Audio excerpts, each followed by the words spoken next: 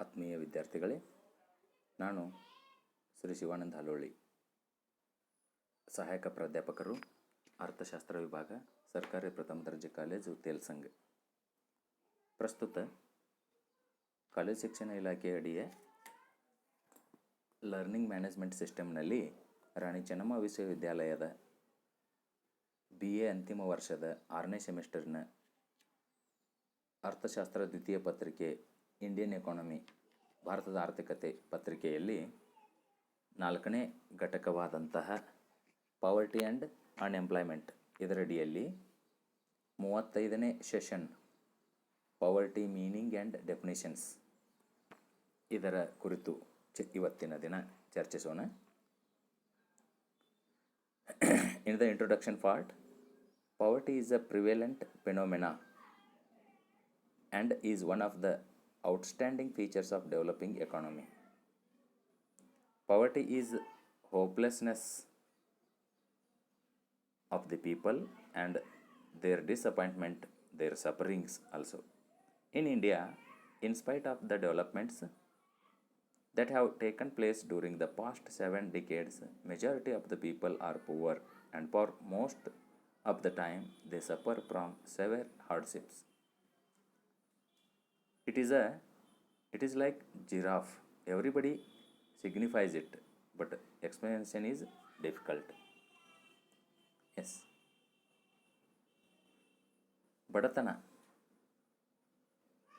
ಬಡತನ ಮುಂದುವರಿಯುತ್ತಿರುವಂಥ ಆರ್ಥಿಕತೆಗಳ, ಅಭಿವೃದ್ಧಿಶೀಲ ಆರ್ಥಿಕತೆಗಳ ಒಂದು ಬಹುಮುಖ್ಯವಾದಂಥ, ಗುರುತಿಸಬಹುದಾದಂಥ, ಎಲ್ಲೆಡೆ ವಿಸ್ತಾರವಾಗಿರ್ತಕ್ಕಂಥ ಒಂದು ಅಂಶವಾಗಿದೆ. ಇದೊಂದು ಅಸಹಾಯಕತೆ, ಜನರ ತಮ್ಮ ಒಂದು ನಿರಾಶೆಯನ್ನು, ಕಷ್ಟವನ್ನು ಅನುಭವಿಸ್ತಕ್ಕಂಥ ಒಂದು ಸ್ಥಿತಿ. ಇಲ್ಲಿ ಭಾರತ ಬಹಳಷ್ಟು ಅಭಿವೃದ್ಧಿ ಯೋಜನೆಗಳ ಹೊರತಾಗಿಯೂ ಕೂಡ ಸುಮಾರು 7 ದಶಕಗಳಿಂದ ಭಾರತದ ಬಹುತೇಕ ಜನತೆ, ಬಹುಸಂಖ್ಯಾತ ಜನತೆ ಬಡವರಾಗಿದ್ದಾರೆ. ಅದರಲ್ಲೂ ಕೆಲವೊಂದು ವರ್ಷಗಳಲ್ಲಿ ಕೆಲವೊಂದಿಷ್ಟು ಪ್ರಮಾಣದ ಜನಸಂಖ್ಯೆ ಬಹಳಷ್ಟು ಕಠಿಣತೆಯನ್ನು ಅನುಭವಿಸಿದ್ದನ್ನು ನಾವು ನೋಡ್ತಾ ಹೋಗ್ತೀವಿ. ಎಸ್, ಆದ್ದರಿಂದ ಈ ಒಂದು ಬಡತನದ ಬಗ್ಗೆ ತಿಳಿದುಕೊಳ್ಳುವುದು ಅತ್ಯಂತ ಅವಶ್ಯಕವಾದಂತಹದ್ದು. Then meaning of poverty. Meaning of poverty. Poverty may be defined as a social phenomenon in which a section of the society is unable to fulfill even its basic necessities of life. When a large section of the society is deprived of the minimum subsistence level and continues at a bare subsistence level, then such a society is said to be plagued by mass poverty. It is majorly a social phenomena, but that is the economic activity also, economic status also. Yes, ಬಡತನವು ಪ್ರಪಂಚದಲ್ಲಿರುವಂತಹ, ಅದರಲ್ಲೂ ಅಭಿವೃದ್ಧಿ ಹೊಂದುತ್ತಿರುವ ಆರ್ಥಿಕತೆಗಳಲ್ಲಿನ ಮಹೋನ್ನತ ಬಹಳಷ್ಟು ಲಕ್ಷಣಗಳಲ್ಲಿ, ಬಹುಮುಖ್ಯ ಲಕ್ಷಣಗಳಲ್ಲಿ ಇದೊಂದು ಆಗಿದೆ. ಬಡತನವೆಂದರೆ ಜನರ ಹತಾಶೆ, ಅವರ ನಿರಾಶೆ, ಅವರ ಸಂಕಟ. ಭಾರತದಲ್ಲಿ ಕಳೆದ 7 ದಶಕಗಳಿಂದ ಸಂಭವಿಸಿದ ಬೆಳವಣಿಗೆಗಳ ಹೊರತಾಗಿಯೂ ಹೆಚ್ಚಿನ ಜನರು ಬಡವರಾಗಿದ್ದಾರೆ. ಹೆಚ್ಚಿನ ಸಮಯ ಅವರು ತೀವ್ರ ಸಂಕಷ್ಟಗಳಿಂದ ಬಳಲುತ್ತಿದ್ದಾರೆ. ಬಡತನವನ್ನು ಒಂದು ಸಾಮಾಜಿಕ ವಿದ್ಯಮಾನವೆಂದು ವ್ಯಾಖ್ಯಾನಿಸಬಹುದು ಸಹಜವಾಗಿ. ಆದರೆ ಇದರಲ್ಲಿ ಸಮಾಜದ ಒಂದು ಭಾಗ ತನ್ನ ಜೀವನದ ಮೂಲಭೂತ ಅವಶ್ಯಕತೆಗಳನ್ನು ಸಹ ಪೂರೈಸಲು ಸಾಧ್ಯವಾಗದಿಲ್ಲದಿರುವಿಕೆ ಇರುತ್ತದೆ. ಅಂದರೆ ಜನಸಂಖ್ಯೆಯ ಒಂದಿಷ್ಟು ಭಾಗ ತನ್ನ ಜೀವನದ ಬದುಕಿನ ಮೂಲಭೂತ ಅವಶ್ಯಕತೆಗಳನ್ನು ಸಹ ಕೂಡ ಪೂರೈಸಿಕೊಳ್ಳಲಾಗದಂಥ ಸ್ಥಿತಿಯನ್ನು ಬಡತನ ಅಂತ ಹೇಳ್ಬೋದು. ಸಮಾಜದ ಒಂದು ದೊಡ್ಡ ಭಾಗ ಕನಿಷ್ಠ ಜೀವನಾಧಾರ ಮಟ್ಟದಿಂದ ವಂಚಿತವಾದಾಗ ಮತ್ತು ಕೇವಲ ಜೀವನಾಧಾರ ಮಟ್ಟದಲ್ಲಿ ನಿರಂತರವಾಗಿ ಮುಂದುವರಿದಾಗ ಅಂತಹ ಸಮಾಜವು ಸಾಮೂಹಿಕ ಬಡತನದಿಂದ ಬಳಲುತ್ತಿದೆ ಎಂದು ಹೇಳಬಹುದು. ಇನ್ನು ಬೇರೆ ರೀತಿಯಲ್ಲಿ ಹೇಳಬಹುದಾದರೆ, in other words, poverty may be defined as the inability to secure the minimum consumption requirements for life, health and efficiency. A person who fails to get a square meal a day is said to be poor. Poverty is a relative one and it is expressed in materialistic terms. It may be describe many types, but majorly it may be defined as inability, not obtaining minimum consumption requirements for their life, and minimum needs, not able to secure minimum needs for their health, and not able to obtain minimum efficiency inputs. Yes, ಬೇರೆ ರೀತಿಯಲ್ಲಿ ಹೇಳುವುದಾದರೆ ಜೀವನ, ಆರೋಗ್ಯ, ದಕ್ಷತೆಗಾಗಿ ಕನಿಷ್ಠ ಬಳಕೆಯ ಅವಶ್ಯಕತೆಗಳನ್ನು ಪಡೆದುಕೊಳ್ಳಲಾಗದ ಅಸಮರ್ಥತೆಯಂಥ ಬಡತನವನ್ನು ವ್ಯಾಖ್ಯಾನಿಸಬಹುದು. ಕನಿಷ್ಠ ದಿನಕ್ಕೆ ಒಂದು ಸಮಯವೂ ಕೂಡ ಆಹಾರ ಪಡೆಯಲು ವಿಫಲವಾದ ವ್ಯಕ್ತಿಯು ಬಡವ ಎಂದು ಹೇಳಲಾಗುತ್ತಿದೆ. ಬಡತನವು ಸಾಪೇಕ್ಷವಾದುದು ಮತ್ತು ಅದು ಭೌತಿಕ ದೃಷ್ಟಿಯಿಂದ ವ್ಯಕ್ತವಾಗುತ್ತದೆ. ಈ ರೀತಿ ಬಡತನ ಒಂದು ಜಿರಾಪಿಯಂತೆ ವರ್ಣಿಸುವುದು ಸಹಜ, ಆದರೆ ಅದನ್ನು ಹೇಳುವುದು, ವ್ಯಾಖ್ಯಾನಿಸುವುದು ಕಠಿಣ ಅನ್ನುವ ರೀತಿಯಲ್ಲಿ ಬಡತನವನ್ನು ನಾವು ಗುರುತಿಸ್ತೇವೆ. ಬಡತನ ಒಟ್ಟಾರೆ ತಮ್ಮ ಆಹಾರದ ಅವಶ್ಯಕತೆಗಳಿರ್ಬೋದು, ಆರೋಗ್ಯದ ಅವಶ್ಯಕತೆಗಳಿರ್ಬೋದು, ದಕ್ಷತೆಯ ಅವಶ್ಯಕತೆಗಳಿರ್ಬೋದು, ಇವುಗಳನ್ನು ಗುಣಮಟ್ಟದಲ್ಲಿ ಪಡೆದುಕೊಳ್ಳಲಾಗದಂಥ ಸ್ಥಿತಿಯನ್ನು ಬಡತನ ಅಂತ ಹೇಳ್ಬೋದು. Yes, we have some definitions about poverty. What is poverty? It may be difficult to define poverty, but it is not difficult to identify it. Poverty can be commonly defined in two ways: absolute poverty and relative poverty.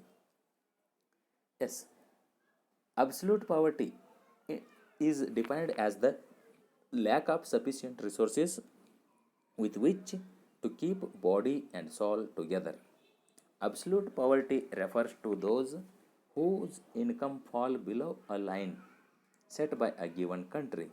Below this line, people are unable to meet their basic needs for food, water and shelter. It is called as a absolute poverty. Then we compare to another one, that is relative poverty. Defines income or resources in relation to the average. It is concerned with the absence of material needs to be participate fully in accepted daily life. Relative poverty refers to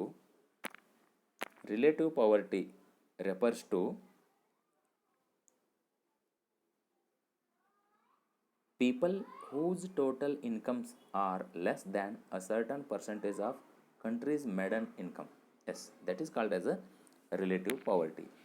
ಇಲ್ಲಿ ಬಡತನವನ್ನು ವ್ಯಾಖ್ಯಾನಿಸುವ ಪೂರ್ವದಲ್ಲಿ ಬಡತನವನ್ನು ವ್ಯಾಖ್ಯಾನಿಸುವುದು ಕಠಿಣ, ಆದರೆ ಗುರುತಿಸುವುದು ಸರಳ. ಈ ನಿಟ್ಟಿನಲ್ಲಿ ಬಡತನವನ್ನು ವ್ಯಾಖ್ಯಾನಿಸುವ ಪೂರ್ವದಲ್ಲಿ ಇದನ್ನು ಎರಡು ರೀತಿಯಲ್ಲಿ ವ್ಯಾಖ್ಯಾನಿಸಬಹುದು ಹಾಗೂ ಎರಡು ಪ್ರಕಾರಗಳಂತನೂ ಕರಿಬಹುದು. ಇದನ್ನು ಒಂದು ನಿರಪೇಕ್ಷ ಬಡತನ, ಎರಡನೇದು ಸಾಪೇಕ್ಷ ಬಡತನ, absolute poverty and relative poverty. ನಿರಪೇಕ್ಷ ಬಡತನ ಮತ್ತು ಸಾಪೇಕ್ಷ ಬಡತನ ಅಂತ. ಇಲ್ಲಿ ನಿರಪೇಕ್ಷ ಬಡತನ ಅಂದಾಗ ನಿರ್ದಿಷ್ಟ ದೇಶವು ಒಂದು ನಿಗದಿಪಡಿಸಿದಂಥ ಒಂದು ನಿಶ್ಚಿತ ದೇಶವೊಂದು ನಿಗದಿಪಡಿಸಿದ ರೇಖೆಗಿಂತ ಕಡಿಮೆ ಆದಾಯವನ್ನು ಸೂಚಿಸುತ್ತದೆ. ಜನರು ಆಹಾರ, ನೀರು, ಆಶ್ರಯಕ್ಕಾಗಿ ತಮ್ಮ ಮೂಲಭೂತ ಅಗತ್ಯಗಳನ್ನು ಪೂರೈಸಲು ಸಾಧ್ಯವಾಗದಂಥ ಸ್ಥಿತಿಯನ್ನು ನಿರಪೇಕ್ಷ ಬಡತನ ಅಂತ ಕರಿಬಹುದು. ಇದು ಬಡತನದ ತೀವ್ರ ಮಟ್ಟ ಅಂತ ಹೇಳ್ಬೋದು. ಇನ್ನು ಸಾಪೇಕ್ಷ ಬಡತನ ಅಂದಾಗ ಸರಾಸರಿ ಆದಾಯವನ್ನು ಅಥವಾ ಸಂಪನ್ಮೂಲಗಳನ್ನು ಕುರಿತಾಗಿ ವ್ಯಾಖ್ಯಾನಿಸುತ್ತದೆ. ಅಂಗೀಕೃತ ದೈನಂದಿನ ಜೀವನದಲ್ಲಿ ಸಂಪೂರ್ಣವಾಗಿ ಭಾಗವಹಿಸಲು ವಸ್ತುಗಳ ಅಗತ್ಯತೆಗಳ ಅನುಪಸ್ಥಿತಿಯೊಂದಿಗೆ ಇದು ಸೂಚಿಸುತ್ತದೆ. ಇದಕ್ಕೆ ಸಂಬಂಧಿಸಿದೆ. ಸಾಪೇಕ್ಷ ಬಡತನ ದೇಶದ ಸರಾಸರಿ ಆದಾಯದ ಒಂದು ನಿರ್ದಿಷ್ಟ ಶೇಕಡಾಗಿಂತ ಕಡಿಮೆ ಇರುವ ಜನಸಂಖ್ಯೆಯನ್ನು ಸೂಚಿಸುವಂಥದ್ದಾಗಿದೆ. ಈ ರೀತಿ ನಾವು ಹೋಲಿಕೆ ಮಾಡಿದಾಗ ಇತರೆಯವರಿಗಿಂತ ಕೆಳಮಟ್ಟದ ಸ್ಥಿತಿಯಲ್ಲಿರುವಿಕೆಯನ್ನು ಸಾಪೇಕ್ಷ ಬಡತನ ಅಂದರೆ, ನಿರಪೇಕ್ಷ ಬಡತನ ಅತ್ಯಂತ ಕ್ರೂರ ಬಡತನದ ಸ್ಥಿತಿಯನ್ನು ತಿಳಿಸುವಂಥದ್ದು ನಿರಪೇಕ್ಷ ಬಡತನ. ಇತರೆಯವರೊಂದಿಗೆ ಹೋಲಿಸಿದಾಗ ಕೆಳಮಟ್ಟದಲ್ಲಿ ಇರ್ತಕ್ಕಂಥ ಸ್ಥಿತಿಯನ್ನು ಸೂಚಿಸುವುದು ಸಾಪೇಕ್ಷ ಬಡತನವಾಗಿದೆ. ಎಸ್, ಪ್ರತಿಯೊಂದು ದೇಶಕ್ಕೂ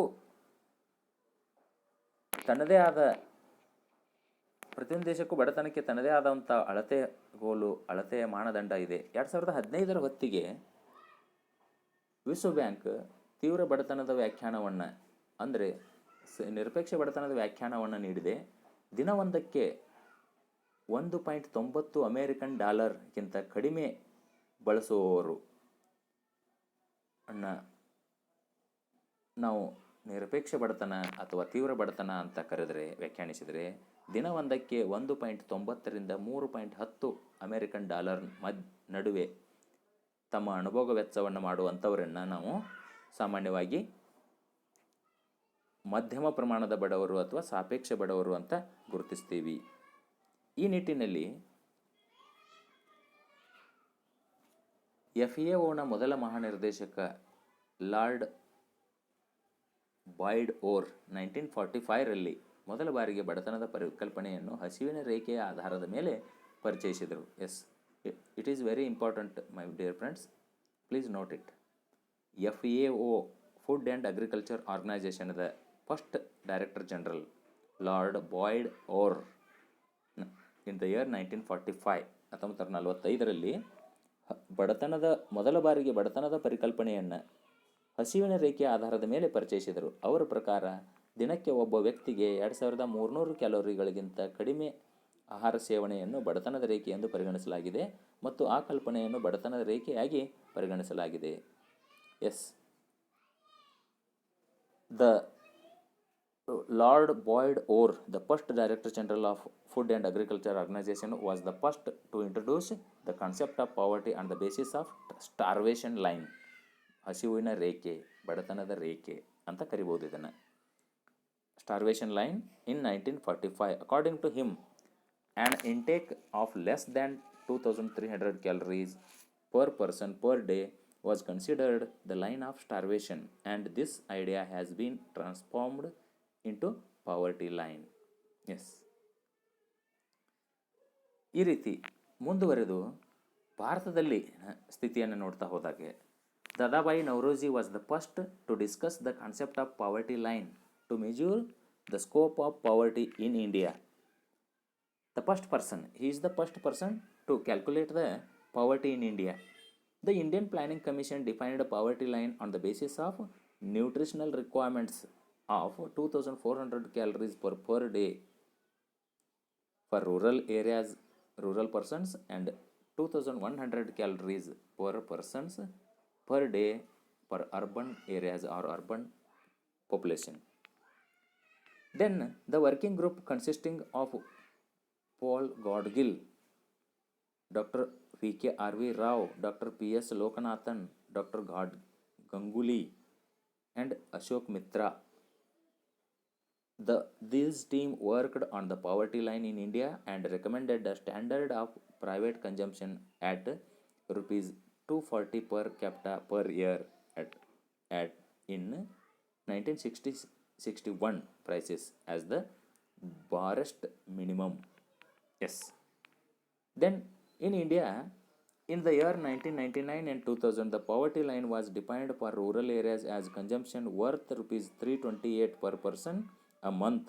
For urban areas, it was 454. Yes. Dadabhai ನವರೋಜಿಯವರು ಭಾರತದಲ್ಲಿ ಬಡತನದ ವ್ಯಾಪ್ತಿಯನ್ನು ಅಳೆಯಲು ಬಡತನದ ರೇಖೆಯ ಪರಿಕಲ್ಪನೆಯನ್ನು ಮೊದಲು ಚರ್ಚಿಸಿದವರು ದಾದಾಬಾಯಿ ನವರೋಜಿಯವರು. ಭಾರತೀಯ ಯೋಜನಾ ಆಯೋಗ ಗ್ರಾಮೀಣ ಪ್ರದೇಶಗಳಿಗೆ ದಿನವೊಂದಕ್ಕೆ 2400 ಕ್ಯಾಲೋರಿ ಆಹಾರವನ್ನು ಮತ್ತು ನಗರ ಪ್ರದೇಶಗಳಿಗೆ 2100 ಕ್ಯಾಲೋರಿ ಪೌಷ್ಟಿಕಾಂಶದ ಅವಶ್ಯಕತೆಗಳ ಆಧಾರದ ಮೇಲೆ ಬಡತನ ರೇಖೆಯನ್ನು ವ್ಯಾಖ್ಯಾನಿಸಿತು. ನಂತರದ ದಿನಗಳಲ್ಲಿ ಅಂದರೆ 1999 2000ನೇ ಇಸ್ವಿಯಲ್ಲಿ ಗ್ರಾಮೀಣ ಪ್ರದೇಶಗಳಿಗೆ ಬಡತನ ರೇಖೆಯನ್ನು ಪ್ರತಿ ವ್ಯಕ್ತಿಗೆ ತಿಂಗಳಿಗೆ 328 ರೂಪಾಯಿಗಳ ಮತ್ತು ನಗರ ಪ್ರದೇಶಗಳಿಗೆ 454 ರೂಪಾಯಿಗಳ ವೆಚ್ಚವನ್ನು, ಅನುಭೋಗಿ ವೆಚ್ಚವನ್ನು ಮಾಡುವುದು ಕನಿಷ್ಠ ಬಡತನದ ರೇಖೆ. ಇದಕ್ಕಿಂತ ಮೇಲ್ಪಟ್ಟವರು ಬಡತನದ ರೇಖೆಗಿಂತ ಮೇಲಿರುವಂಥವರು, ಇಷ್ಟನ್ನು ಮಾಡಲಾಗದವರು ಬಡತನ ರೇಖೆಗಿಂತ ಕೆಳಗಿರುವವರು ಅಂತ ಗುರುತಿಸಲಾಯಿತು. ಇದರ ಒಂದು ವರ್ಕಿಂಗ್ ಕಮಿಟಿ ಏನಿದು V.K.R.V. ರಾವ್, P.S. ಲೋಕನಾಥನ್, ಗಂಗೂಲಿ, ಅಶೋಕ್ ಮೆಹ್ತಾ ಇವರೆಲ್ಲರ ಒಂದು ವರ್ಕಿಂಗ್ ಕಾರ್ಯನಿರತ ಒಂದು ಗುಂಪು 1960 ಮತ್ತು 61ರ ಸ್ಥಿರ ದರದಲ್ಲಿ ಖಾಸಗಿ ಶಿಫಾರಸು ಮಾಡಿದ ಸ್ಟ್ಯಾಂಡರ್ಡ್ ಖಾಸಗಿ ಕನ್ಸಂಪ್ಷನ್ ಅನುಭೋಗ ವೆಚ್ಚ ಈ ಒಂದು ದರದಲ್ಲಿ 240 ಆಗಿತ್ತು. ಆದರೆ 2009 ಇಸ್ವಿಗೆ ಇದನ್ನು 328 ಮತ್ತು ನಗರ ಪ್ರದೇಶಗಳಿಗೆ 454ರಲ್ಲಿ ಮಾಡಲಾಯಿತು. ಮುಂದುವರೆದು number of poor persons in the country. The simplest method to determine number of poor is the head count ratio. Head count ratio is calculated by dividing the number of people below the poverty line by the total population. ಭಾರತದಲ್ಲಿ ಬಡವರ ಸಂಖ್ಯೆಯನ್ನು ನಿರ್ಧರಿಸುವ ಅತ್ಯಂತ ಸರಳ ವಿಧಾನ ಅಂದರೆ head count ಅನುಪಾತ, ತಲಾ ಎಣಿಕೆ ಅಂತ ಹೇಳ್ಬೋದು. ಈ ತಲಾ ಎಣಿಕೆಯನ್ನು ಬಡತನ ರೇಖೆಗಿಂತ ಕೆಳಗಿರುವ ಜನರ ಸಂಖ್ಯೆಯನ್ನು ಒಟ್ಟು ಜನಸಂಖ್ಯೆಯಿಂದ ಭಾಗಿಸಿ ಲೆಕ್ಕ ಹಾಕಲಾಗುತ್ತದೆ. ಆದ್ದರಿಂದ ಬಡತನವನ್ನು ಆದಾಯ, ಪೌಷ್ಟಿಕಾಂಶದ ಮಟ್ಟ,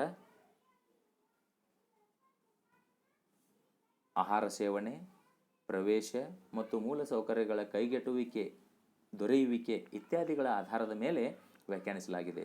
ಆದಾಗ್ಯೂ ಪ್ರತಿ ದೇಶವು ಬಡತನವನ್ನು ಅಂದಾಜು ಮಾಡುವ ತನ್ನದೇ ಆದ ಒಂದು ವಿಧಾನವನ್ನು ಹೊಂದಿರುತ್ತದೆ ಅಂತ ಹೇಳ್ಬೋದು.